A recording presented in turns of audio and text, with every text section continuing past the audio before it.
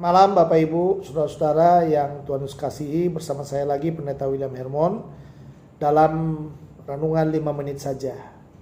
Waktu kita berjalan terus, tidak terasa kita sudah memasuki hari yang ke-13 dalam bulan Januari 2023 ini.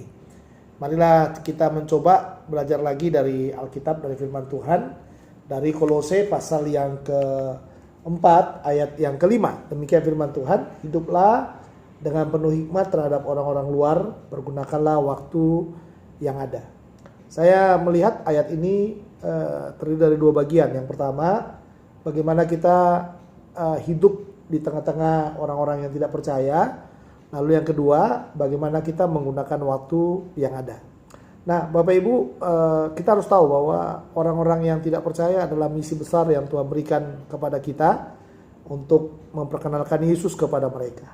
Nah, sehingga memang dalam teks ini Paulus sangat menekankan kepada kita bagaimana kita hidup dengan penuh hikmat terhadap mereka. Dalam arti jangan sampai salah berbicara, salah bergaul, bahkan salah menempatkan sesuatu kepada mereka. Ada kalanya saudara, pergaulan itu kadang-kadang membuat kita justru terpisah dari mereka, dan kadang-kadang kita tidak lagi bisa mendekati mereka karena mungkin kita salah bicara, salah ngomong, dan lain sebagainya.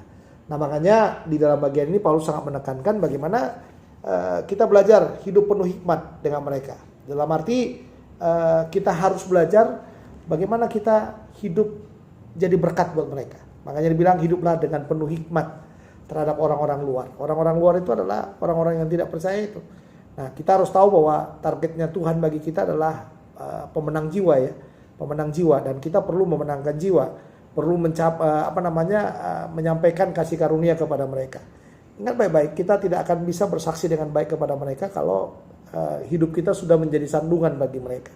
Jadi belajarlah dalam hidup ini tidak menjadi sandungan bagi orang-orang yang tidak percaya, tapi belajarlah bagaimana hidup jadi berkat, bagaimana menempatkan diri di tengah-tengah mereka supaya pada waktu kita berbicara, pada waktu kita komunikasi dengan mereka, malah mereka itu lebih senang, lebih mengasihi, dan mungkin lebih terbuka untuk mendengarkan berita yang kita sampaikan. Nah, bagian yang kedua adalah pergunakanlah waktu yang ada. Nah, saya sangat percaya sekali dalam mempergunakan waktu yang ada ini, itu masih berkaitan dengan hidup penuh hikmat tadi. Nah, dalam arti kalau kita ketemu dengan mereka, kita harus menggunakan waktu se-efisien mungkin. Bagaimana caranya supaya Yesus bisa diberitakan kepada mereka, supaya Injil bisa diberitakan kepada mereka. Makanya Paulus katakan pergunakanlah waktu yang ada. Waktu untuk membicarakan Yesus, waktu untuk menyampaikan kesaksian, atau waktu untuk menyampaikan kabar baik kepada mereka yang belum percaya. Nah, ini perlu saudara. Jadi dalam arti banyak sekali orang selalu berkata, aduh, saya hanya pendekatan saja, saya hanya berbicara biasa saja, berbicara tentang hidup ya dengan persoalan-persoalan yang ada. Nah, sehingga kadang-kadang kita lupa kepada inti yang sesungguhnya yang harus kita sampaikan, yaitu kita harus menyampaikan kabar baik kepada mereka. Nah, itu yang dikatakan Paulus dalam bagian ini, belajarlah kita ini menyampaikan kabar sukacita itu supaya mereka boleh mendengarkan Injil dengan baik dan nama Tuhan yang dimuliakan di atas semuanya. Jadi makanya pergunakanlah waktu yang ada. Jadi pada waktu kita berhadapan dengan orang-orang luar itu, belajarlah menggunakan waktu se-efisien mungkin supaya Injil itu bisa disampaikan dengan baik dan nama Tuhan yang dimuliakan di atas semuanya. Saya percaya malam ini dua hal ini perlu ditekankan ya, bagaimana hidup di tengah-tengah orang yang tidak percaya, dan bagaimana menyampaikan berita Injil itu sesingkat mungkin supaya kabar sukacita itu mereka boleh dengarkan, karena kita tidak tahu kapan waktunya mereka dipanggil oleh Tuhan. Tuhan Yesus memberkati kita. Selamat malam, jumpa lagi dalam pertemuan berikutnya. Shalom.